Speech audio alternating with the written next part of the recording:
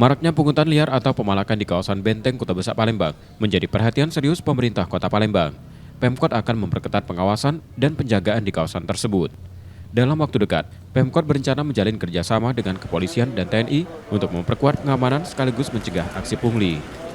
Hal ini sering berulang, maka dalam waktu dekat saya sudah koordinasi dengan Pak Kapolrestabes dan juga dari TNI. Saya akan buat MOU dan pengetatan, termasuk tidak hanya di BKB, di tempat-tempat lain, di pasar-pasar dan di ruang-ruang publik lainnya, sehingga ada nanti dijaga di sana dan juga ada patroli rutin sehingga tidak terulang kejadian seperti yang kemarin itu.